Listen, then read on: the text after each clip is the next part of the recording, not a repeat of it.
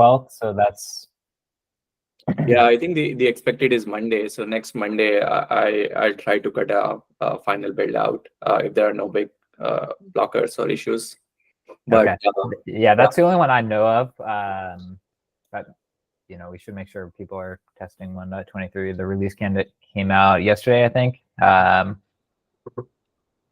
getting some... Yeah, go ahead, Costin. Yeah, there was one PR that just approved yesterday, I think, with better checks for the certificates. I think Jack or someone had, and the one with secrets, which is also kind of does some security improvement that we may want to get in if it gets approved. The one with not allowing cross cluster secret read.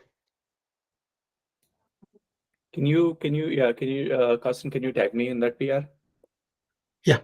Okay, thank Yes. you. Yeah, one thing as well. So in like roughly the exact same time, like early next week, Kubernetes 1.31 and Go 1.23 are coming out. I think given the timeline, we should probably skip them for Istio 1.23. Oh, that's going to be confusing, the same version number. But I just wanted to run it by here in case someone has a strong opinion or something. We'd have to delay our release and redo testing. So How much delay? The Kubernetes one is generally better job of being on schedule. I don't know that Go actually has an official date. They tend to just say early August. So Kubernetes in their 1.31, I believe that they are depending on the new Go version. So I don't know how they're doing that. Maybe they talked to the Go team and they found out when they're going to do it. They've been more liberal about updating to the pre-releases of Go and then at the last minute switching to the official release. Given the support windows and all the other stuff, I mean, because releases tend to live more than a short time, it's not, I mean, a small delay. I don't think it's completely out of given the context. I would be strongly for. Okay, well, we should at least, if we're going to, we need to like start testing it now and whatnot. I haven't even tried to run like the unit tests or anything. And we should figure out what when they're planning and what Kubernetes is doing. Yeah, it'd be sad if we release and then next day Kubernetes releases something that is not compatible. Yeah, well, I don't think like there's nothing in client Go 1.30. No, I mean we should that we didn't test it. I don't know. Again, I think you also agree that getting at least the Go version, new Go version is also a good thing because the Go version is what I care about more. I think the Kubernetes one doesn't really matter too much. For what it's worth, I did run the unit test on the Go release candidate for a random reason. I didn't run the full integration test or anything. So at least they didn't break the fake client, I guess. Could we try? So Daniel says, can we try against release candidates now? Yeah, but if we were going to do this, what I would say is that right now we update to the Go 1.23 release candidates, and then we wait until they go .0, and then we go. I think that's how Kubernetes does it as well. Let me see, because what I had seen previously is they said, like, we'll pick up the release candidate, wait and see, and then maybe revert it at the last minute and go without it if we need to, but I don't know what they're doing. Will Go 122 be supported through the end of our life cycle for this release, like March? Yeah, like it will for the open source, like vendors will undoubtedly go longer. So. In that case, is there a difference to the users? Do people care which version of Go we built with? No, it should be roughly the same. I mean, the only thing is if we go out of support, right, then we don't have the updates. Right, but so I guess that's a good question. When does Go 122 end of life? Do we know? I don't know the exact date, but it's after Istio 1.23 would be, I believe. I think usually it's when the next minor comes out, so it'd be when 124 gets released. Yeah, that's typically what they do. Yeah, the consideration is basically for like backporting, like if for vendors that are doing LTS Istio things or whatever, like at what point the Go release falls off and you stop being able to get like Go CPUs. So it looks like Kubernetes actually decided to revert to the older Go version.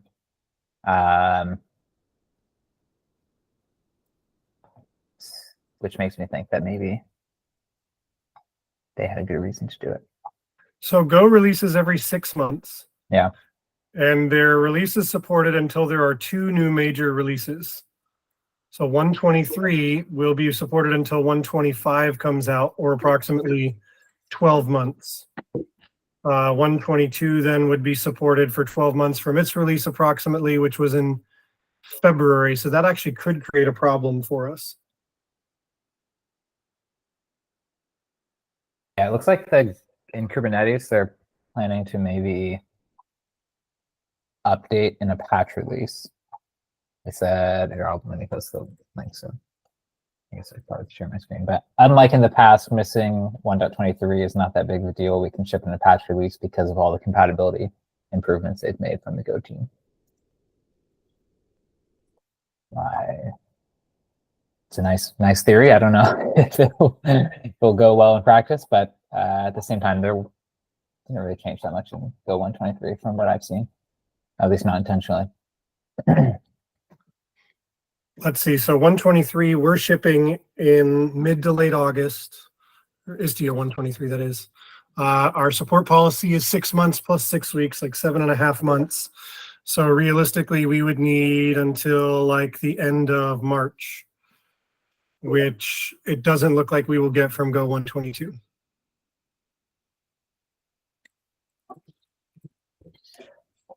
How long is the Go support? 6 months, or the new version comes out?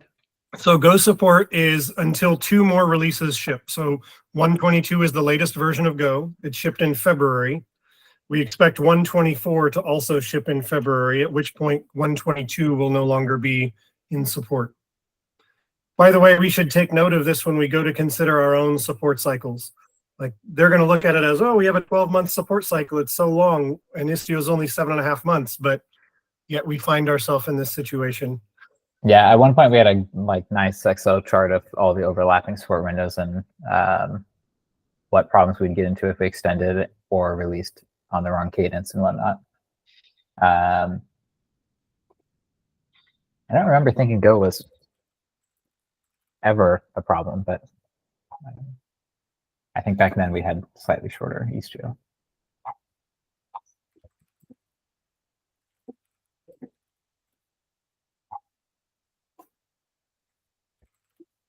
So like if Go had a 12-month support policy and released 4 times a year, we'd be fine.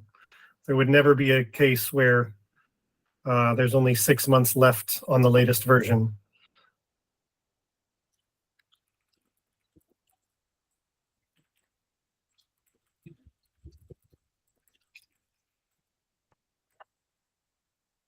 So it gives us a good way to think about our own policies. It should be, what is it, the life cycle minus the release cadence?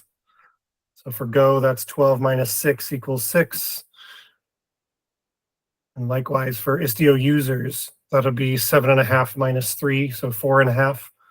There's a point in time where you can install Istio on the latest version and only have 4.5 months support left. Yeah, so I guess we need to decide, is it better to go out of support, delay the release, or update Go in a patch release? Those are the only 3 options, right? Yeah. Or ship a release candidate, but then it's still ship a release candidate and then update it in a patch release, just presumably a smaller. Do we have any contacts in the Go community that might give us an idea of when they expect to ship? I don't know who runs the Go releases anymore. Like Steve Francia left Google. Who's driving that these days? It's still people from Google. Did you pass the mantle on? Yeah. It looks like they have a couple, like one open release blocker, which has had no updates in over a month. So I'm guessing that's no longer a release blocker out. And then the only other release blockers right in the release notes.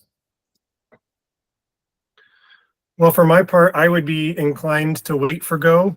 It would be nice to have a little bit stronger signal about how long we would need to wait, but given that we would expect them to end life in mid-February of next year, that'll be a problem for 123. For Istio 123, sorry, you got to be specific.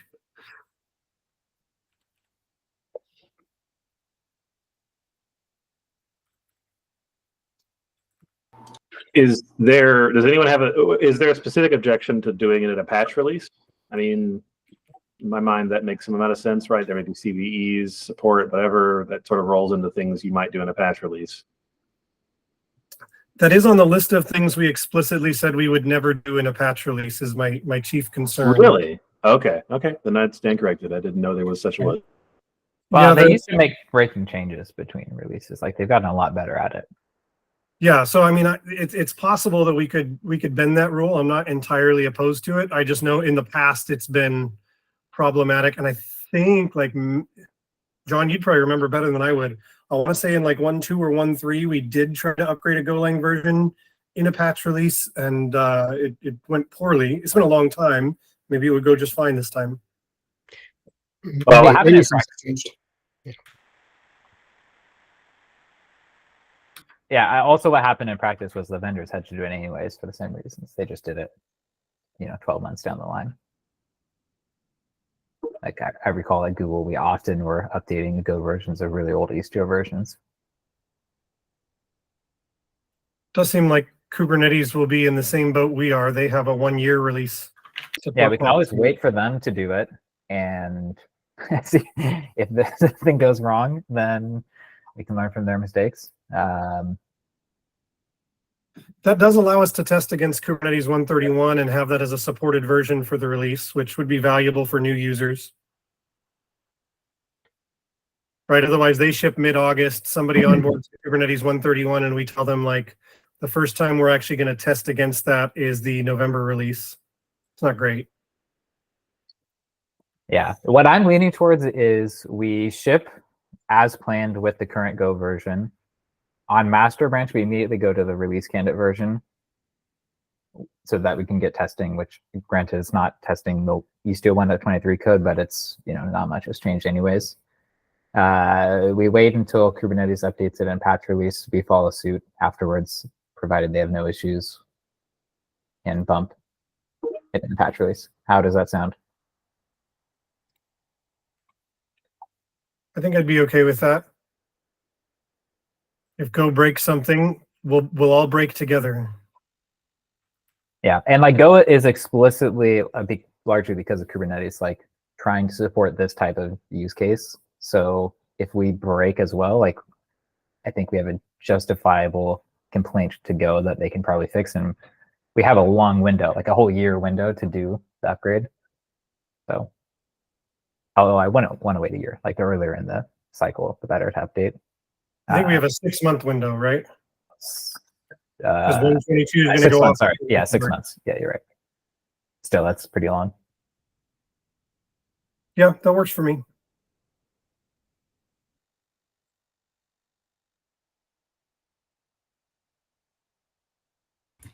Daniel, you had a hand. Are you good now? Yeah, I was just going to comment that, even if there is a security release toward the end of EOL, it's not unprecedented for Go to even backport that anyway. They did that with 120, like it was end of life, but they still backported a CVE fix to it. So it might not even be an issue for Istio 123. But I guess I was going to ask, like, is there a reason to not, at least right now while we're not releasing anything, to try the RCs of 123 to see how broken it is?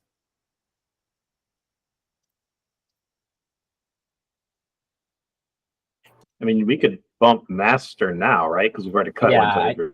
Yeah, I just sent a PR to bump master. So I feel like that's a close enough approximation to testing the release branch. I mean, we could also test the 1.23, but then we have to ship it, go through all the whole CI/CD cycle, which is like a day, and then test it, then revert it, go back through all that, and we want to ship early next week. So that would be a huge hassle.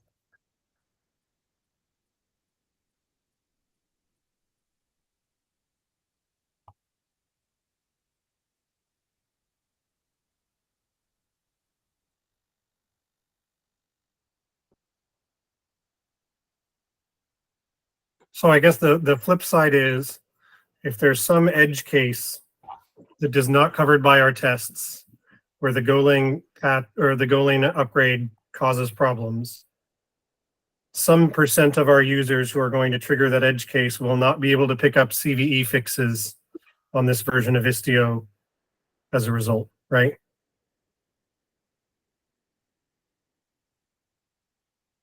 So you're saying they would update to the version that has the new Go version, they'd find an issue. Yeah. Yes. Yeah. That's Then we're faced with either downgrading the Golang version in another patch release, Yeah, we're getting Go to or telling them to downgrade their Istio installation, which is not a supported operation and can have data loss with CRDs. Although maybe it wouldn't in this case. I'm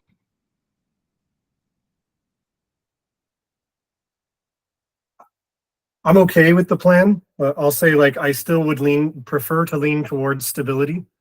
I can suffer a little bit of complication in our release process and cadence, a little bit of a delay to a release in favor of having patch releases just extraordinarily trustworthy.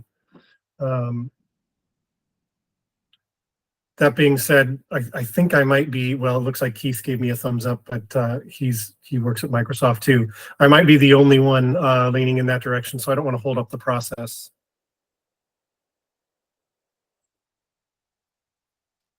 I'll say I'm also not don't mean to block, though it sounds, I see Daniel now say he leans towards stability as well. I also don't mean to block the process. I do think that I already hear a lot of feedback from users about Istio being complicated and rough patches, and in fact, I just was responding to an issue on GitHub about a breaking change that we made in 122. So, like, in places where we can reduce churn and reduce any potential breakages or friction, I tend to lean in the direction of doing so. Yeah, but what does that mean? I mean, does that mean we delay the release? We never upgrade?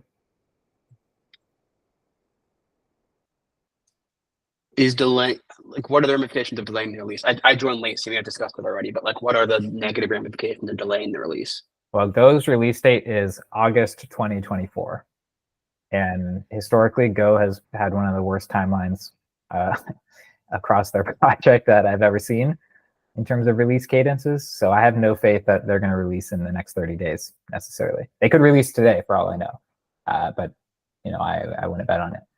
And when they do release, they take like 15 hours to build all the Docker images. And so the last time Golang missed their August window or their February window, let's see, in 2022, they missed their February window. They released on March 15th. And then in 2019, they missed their August window, releasing on September 3rd. I'd say they're at least as consistent as Istio is on releases. well, they just don't have a date. Like, they have a month. So it's pretty vague. Right. Right. And even the month is not exactly. So what is clear is that when they release, you can be sure that it's solid, unlike other releases that we know about. Here, I'll share their previous release calendar. It does look like it tends to be the first half of August. That's 8th, a Google Meet link, Mitch. Oh, okay. What in the world did I just send everyone? Sorry. And I can't delete that, so enjoy. It's probably this meeting. Let's try that one. All right, there it is. Thank you. So I see August 8th, August 2nd, August 16th, August 11th, and then September 3rd back in 2019.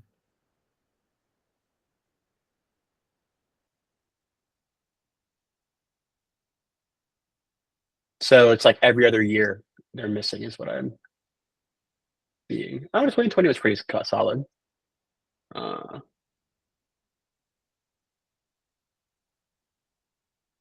Yeah, I guess my concern is if Kubernetes are not moving or waiting, why would we do it differently?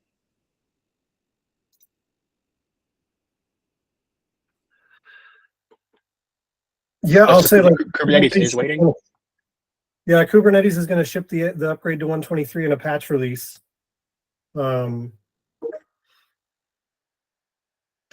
like overall, the messaging we're trying to send to users is that patch releases are super safe and that you can blind apply them.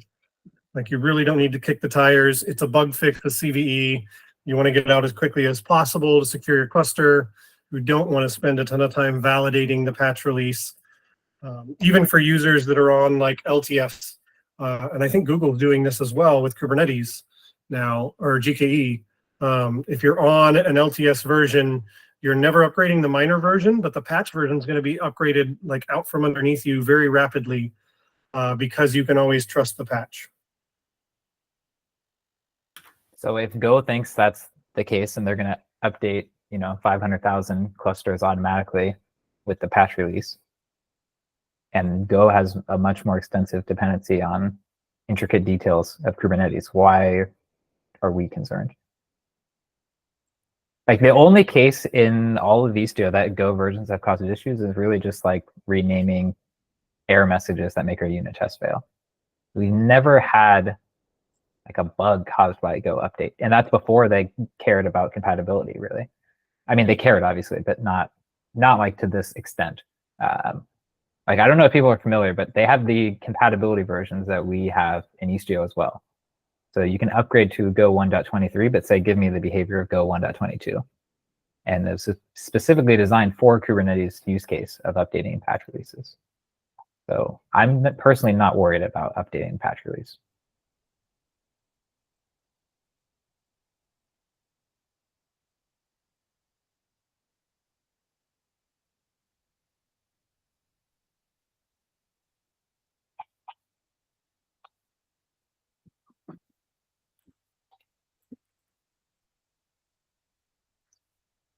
Lynn, I see you in the meeting twice. How do you feel about all this? Sorry, it's my lunchtime, so I had to cook lunch for the family. That's why I'm in the twice. I personally prefer us to be boring and follow Kubernetes. I mean, we don't have as many resources to do release or testing than Kubernetes, so I don't understand why would we do it differently if Kubernetes is not going to ship it with their release for the new Go version and do it in a patch release. I mean, and Kubernetes, people love Kubernetes upgrade, right? It's like it always worked. So I would just follow their lead.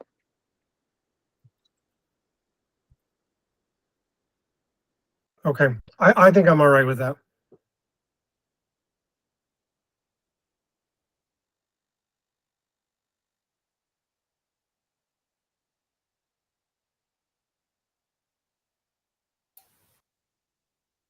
Okay, sounds like we've approached consensus of do nothing now and update it in a patch release.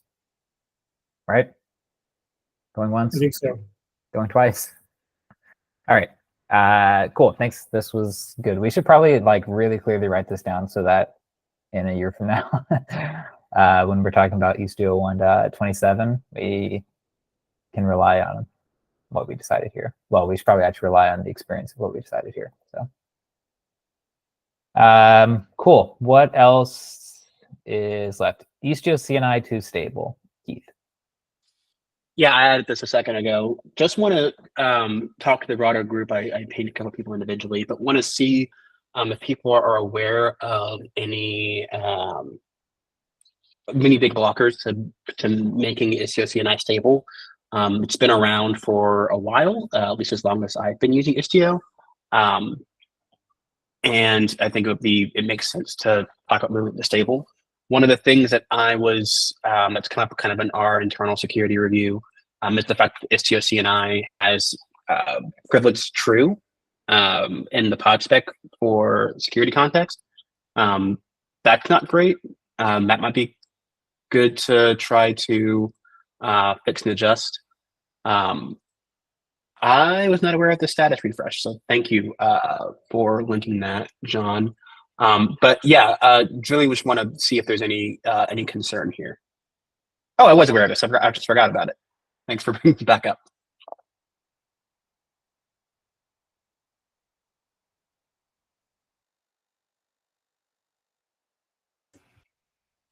So Keith, I assume your question is for both sidecar and ambient, or just for sidecar? We can scope it. I think scoping probably makes sense since ambient adds a lot of functionality to Istio CNI. I'll say for the problem that Istio CNI solves for sidecar users is to reduce init container privileges for each meshed pod. And so if it's like that, at least it's pretty stable. The ambient part of Istio CNI that needs more bake time. I would say we should have a path to beta there just to cross all the T's and dot the I's, but I think the sidecar piece feels relatively stable. Yeah, my opinion, and this applies a lot more to CNI, and it's kind of what the part of what the doc is about, is that our feature stages are kind of ridiculous at this point. Like, it is absurd that we say that an upgrade of Istio is beta. Like, that is insane. Like, how is that possible? It's clearly not. It's just a BS term that we've assigned to it because we are either scared to call something stable, or no one cares to go rename a bunch of things because it doesn't really matter that much. Either one. I don't know which one. Probably a bit of both. But it's quite frankly wrong, right? CNI is largely in the same category, not as much as upgrade, obviously, but how many production users of Istio use CNI? Like, a lot, like 50% minimum. It's stable shouldn't mean that it's perfect and that we've, like you mentioned, like, oh, it has privileged. Sure, maybe we can optimize some aspect of it. That doesn't mean it's not stable necessarily. Stable is a guarantee that it's something that we would recommend for production usage and that we'll continue to keep around and not deprecate and remove and whatnot. Yeah, like Ben said, like it's not going to get more stable if we leave it as non-stable, and it's not going to be any, like, it doesn't matter. Like, there's no difference in how we're going to treat it, whether we call it stable or beta. So why not call it stable, which it is already? You know what I mean? Like, it's not like tomorrow we're going to decide, CNI was beta, we're going to remove it now. Like, that's just not going to happen with this feature, right? So in general, yes, I think CNI should be stable. I think a lot of other things that are not currently stable should be promoted stable. I think there's other ways that we should change the feature statuses entirely, which the doc is about, which I'm happy to talk about, but kind of off topic from Keith's topic right now. So that's my 2 cents. Basically, yes. The only part of the CNI stuff that I think may shift a little bit over time is like the labels for stuff, and like sidecar labels versus ambient labels may be converging, or maybe we do different ones or something, and the CNI respects those. But like the actual thing itself, yeah, I don't see any reason to get weird about that. And I think if I'm correct, we treat those as 2 separate things anyway. So there's like and something changing doesn't mean it's not stable, right? Yeah. That's a definition. Stable is not going to change. No, I know. When I said it, I realized that Dictionary. but I think when we say stable, we don't mean unchanging. We mean dependable, right? It's like, We mean nothing. I mean, we say some things are stable, which are not. We say some things are not stable, but they are. Maybe we should just remove the page and just say, hey, Istio is ready for production. Use different features. Yeah, that is actually exactly what I was proposing, was that we don't have a list of stable features. Like, if you go through the list, it's like kind of ridiculous. Like, what does it mean? Protocols. HTTP2 is stable. Like, I mean, sure. It's not. Like, You just changed the way it works in the previous release. I mean, it's improved, of course. I mean, I completely agree. We should. It's completely misleading. Like, what we should have is a list of things that are beta, and I don't even know if we need one centralized list, or if you go to the page and it says, here's how you use obscure feature, it's beta, right? But do we need a list of all the stable features of Istio? What even is a feature of Istio? Like, is, like, outlier detection is stable. It's kind of, I don't know, meaningless. It's either beta or alpha or experimental, or it's just part of Istio, and Istio is kind of stable. Although, like we said, I don't like the word. It's more like it's production ready, I guess. I don't know. So I think before, when like things weren't stable, it made sense to have a list because it was an exception to be stable. But now that stable should be the norm, we should instead be documenting the exceptions and calling out these specific features are not at that bar. So I had a question about this doc. I don't see a header on it. I'm wondering who owns it. Is this an approved change that we're pursuing as a community, or? No, I believe I wrote it, though I don't know why. I've always put a header, so I don't know what happened to my header. Maybe it wasn't. Maybe I didn't write it. I don't know. I'm pretty sure I wrote it. It's definitely not approved. It's a draft of exploring some ideas. It does look like you started it, John. Craig and Whitney have contributed. Yeah. And is the goal of this doc to change the stability of various features or how we talk about that? Or is it just changing the layout of the status page? It was a little bit of both. At first, it was just changing the layout, and then it was realizing that there was some obvious ones that should be changed as well that I didn't think make sense. So, like, those will obviously, like, if we're going to go promote a bunch of features, that's something that will probably be split out and be presented at TOC and whatnot. So it kind of organically grew to that, but it's not intended that this doc with no date or author or header or anything in this appendix happens to promote a bunch of features to stable. Like, that was just okay.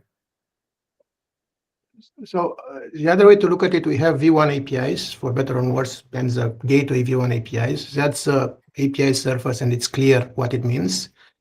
And the implementation of the API is considered stable because that's what APIs are supposed to do. The installs of Helm values are kind of an API that it's more or less stable, and we're not planning to change. And how it behaves, by definition, it should be stable. I mean, we should not ever have an API that doesn't have a stable implementation that ships us as V1. So it doesn't make sense to have to say networking is stable. Of course, networking is stable. I mean, it's supposed to be stable. And same for install and for all the other things. I mean, there is no point to ever say that anything that is backed by a V1 API is unstable. that reminds me of my favorite one is that we say that auto MTLS is beta. This one deserved it for some reasons. I think that one sort of deserves it because of the. I don't know. I think that from what I've observed, at least, the hesitation to move things to stable is exactly coupled to wanting to hedge our bets and be able to move away from that. Something like auto MTLS, my suspicion, I wasn't there during the initial conversations, but my suspicion is that we want to be able to change the implementation detail of how we do auto MTLS and not have to be opted into those specific ALPN hacks forever. So we've kept it at beta. For something like just the thing I brought up, the CNI plugin, I think the categories Costin brought up are valid, right? API stability, runtime / implementation stability is just going to crash. And then I think the other one would be behavioral stability. Is the behavior of this thing going to change from version to version? And I think that last one is where we get stuck a lot, where there's a bug for something, we want to fix the bug by making the behavior more reasonable, but that's going to be a breaking change. And so do we want to retain flexibility to do that? I don't know, but I think that's been sort of the barrier to being more aggressive with promoting things from what I've observed.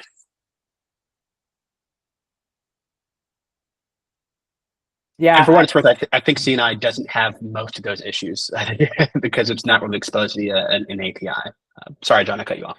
Yeah, I just think like stable doesn't mean the feature's frozen and we can never touch it and do anything with it. It just means that we're committing to giving proper support for very extended periods of time. If we do make changes, we'll have full compatibility in terms of migration paths and extended compatibility windows and whatnot. Like, it's just simply not true that we could just go break auto MTLS. Like, first of all, you don't even opt into it. That's just Istio. And MTLS is the first word in the slogan of Secure Connect Observer or whatever. Like, there's just no world where we can break automatic neutral TLS. So it's kind of lying to ourselves and our users if we call it beta, even if it doesn't matter that we don't like it. Like in my mind, that's what like I've felt. I don't think it's an unreasonable opinion. I think I've felt that way for quite a while. Like for CNI specifically, it was like I hate this fact that we have this race condition. We need to fix that before we can go stable. And then here we are 4 years later having not fixed it. It's like it doesn't help our users to call it beta just because it's not perfect. Like in Kubernetes, they have this up or out mantra. So we don't have that necessarily, but if we were to apply it, would you rather have MTLS in CNI be stable or be removed, right? That if you phrase it that way, I think it's very obvious. It has to be stable, right? John, I think Kit raised a good point, or might interpreted his question as that CNI does have an API, which is the annotations on the pods that are providing, exclude, include, and all the other stuff, which I believe were stable or that I don't remember what is the status, but they have been around since 0. something. How do we treat the change in API between CNI with ambient doesn't follow those annotations yet, as far as I know, unless someone implemented them. So it's an API change, is a behavior change that will happen if the user is using ambient versus with CNI. Yeah, I mean those aren't CNI specific. They apply to the init container as well. Init container as well, but CNI as a component, I mean that's kind of the API surface for both init container and CNI. I mean both of them are in the same boat. I mean so it's an API that we expose, implemented by CNI and by init container, but yeah. Yeah, I mean the annotation does explicitly say it's alpha, so it is like has a separate life cycle from the core. I think it's fine to have an API that is, even if it was stable, it's acceptable to have an API that is in sidecars, not ambient. Like they're different modes. A feature being stable doesn't mean it's compatible with another feature necessarily. So I'm fine with it being stable and having the annotation being alpha and it not being in ambient. No, annotation annotation is stable, I believe. I believe annotation doesn't have any alpha in the name, and I think we treat them as, I think there is another page where... technically speaking, on this page, it says it's alpha. I don't know. Oh, okay. We can debate the accuracy of it, but yeah, it's not in the name. Like whether we would go remove these annotations, probably not. Like, oh yeah, it's alpha, yeah.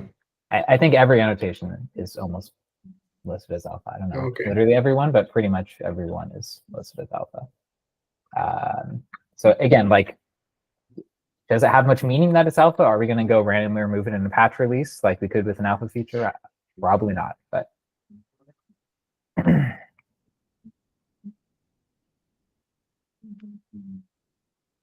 Mitch, you're up. Oh yeah, I just wanted to try to drive us back to the question at hand around CNI stability. I'm in favor of calling CNI stable. Maybe we can define precisely what that means. It's not that like the CNI API, as it relates to Kubernetes labels, is going to be static, but that users can make use of installing CNI via our Helm chart or via Istio install or Istio Cuddle install. And the effect of that installation will be the inclusion of workloads into the mesh without an init container, right? That seems like that's stable and will continue to be stable. There might be details in the chart that change. We might change where in the CNI chain we integrate. Those are all acceptable. Users can rely on not going away there. Yeah, I think I definitely agree with that. I mean, a lot of cluster, I think in OpenShift, the only way to run mesh is using Istio CNI. So it's been really battle tested for the past few years. I think it's just maybe we forgot to update it, or maybe we forgot to have this discussion a few years ago. So. Do we think that the privileged, I don't think so, but just want to ask, do we feel like the privileged crew is, well, I don't know that we have a clear way to change it. Talked to Ben about some ideas, but do we in any way see that as a blocker for stable? I don't think so, but just want to confirm. I personally, we talked about it a little bit, but like the CNI node agent is privileged. There is no way around that, right? It is installing a binary into your node that has complete access to your node. That is what it does. That is what it exists to do. So it is important to communicate to everybody using it that it must be privileged. We can maybe do some stuff to move, say this particular Kubernetes flag, we could set to false, even though the thing is still privileged, to maybe appease auditors or whatever. But Istio CNI must be privileged, will always be privileged to function. And there is no way to change that overall fact, even if we, massage the chart or whatever. So I would be inclined to say it's not relevant for the stabilization, but I also think that even if it was wrong, it also shouldn't be relevant for stabilization. Like if it was a legitimate like security risk, like in the past we had an issue where all the CNI nodes had write access to pods, for example, and so they could run arbitrary pods, which is bad. And like if we knew about that and we're like actively working on fixing it, like and that meant that we weren't recommending it to users, then maybe it would make sense. Like even still, it's something that's widely deployed. Like it meets all the requirements except maybe of the recommended use cases of like we wouldn't recommend to someone that cares about security. But even in this case, like there's no. I just feel like if you go through the list of the feature phase definitions, which I feel like we treat as like our constitution. I don't know who wrote it, but I don't know if they realized how much we were going to analyze it 6 years later. Like it still meets all the criteria, even if there's things to fix. So there's always things to fix and improve. That's good. Whether even this one is even in contention of whether there is anything to do. So to me, it's not necessarily a blocker.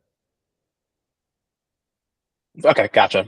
I guess curiously, while folks are here, like, do we know how Cilium avoids having privilege true in their CNI? Like, they're fully fledged CNI. How do they avoid? I don't think they setting that do. flag? I think they run a privileged node agent just like we do that does exactly what we do. I think they are privileged, or No, they technically don't have privilege equals true on their main container. They have it on an init container. Okay. So, yeah. And then they have a lot of capabilities they add.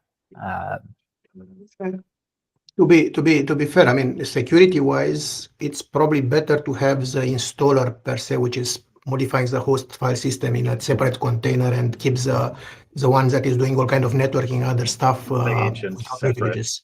Yeah. That's what kuproxy's doing. Yeah, I don't object to that either. But again, like I don't think that really impacts stability. We can go and do that if we want to do that.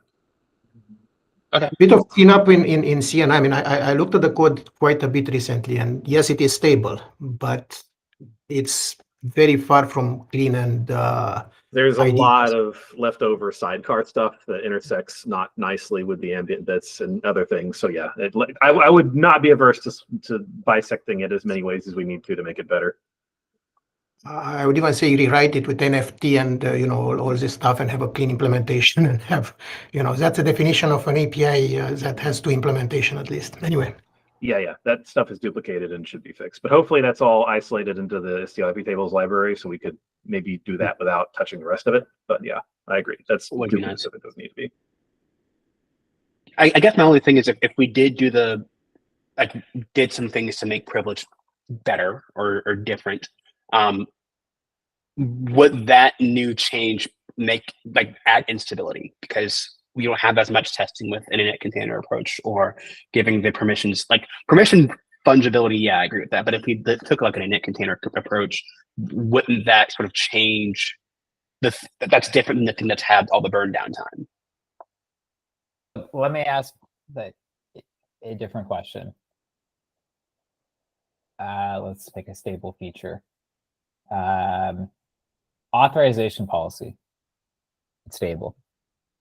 Does that mean we can never make a change to any part of authorization policy?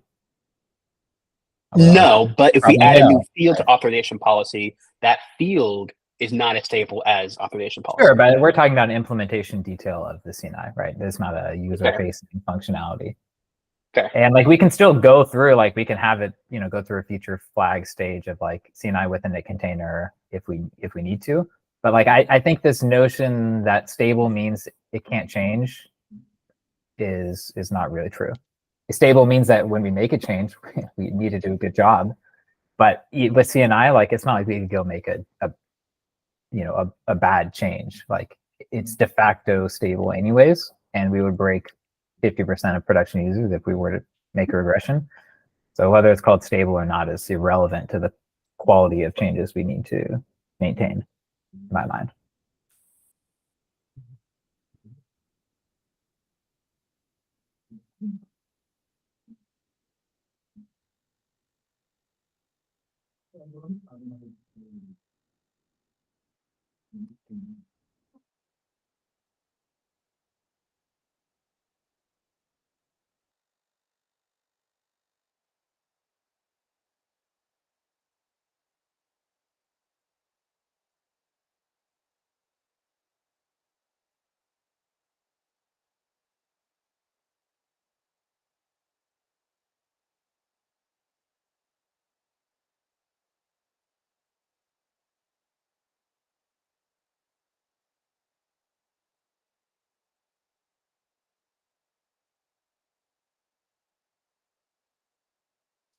I just remember this was my topic. That's all I've got.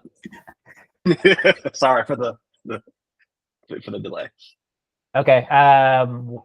In terms of next steps, like you could go off and go to CNI on its own, but at the same time, like we could just bundle a bunch of things up and kind of refactor our feature statuses. I'm fine either way. We can take that doc and go from there. Either one. So Yeah, let's do it. I'm good with it as well. With taking the bundled approach. I think it would give us some. I'm sure there are going to be other things in 124, but you can have some plan to have some messaging in 124 about stability, reiterating what stable means, all that good stuff.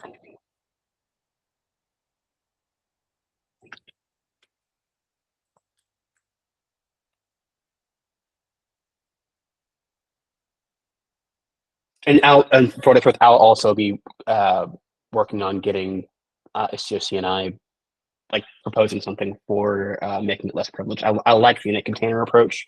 Because maybe the install CNI step can just be done in an init container versus in the main container. So I'll take a look at implementing that.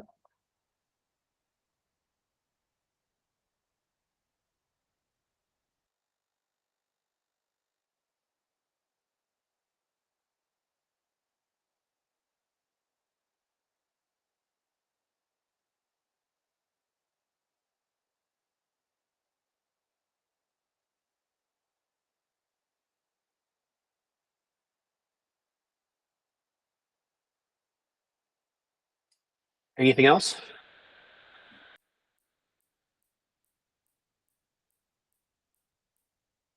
I'm not sure. I don't see anything else on the agenda. Ready to call it then? yeah, that sounds good to me. Yeah, sounds good.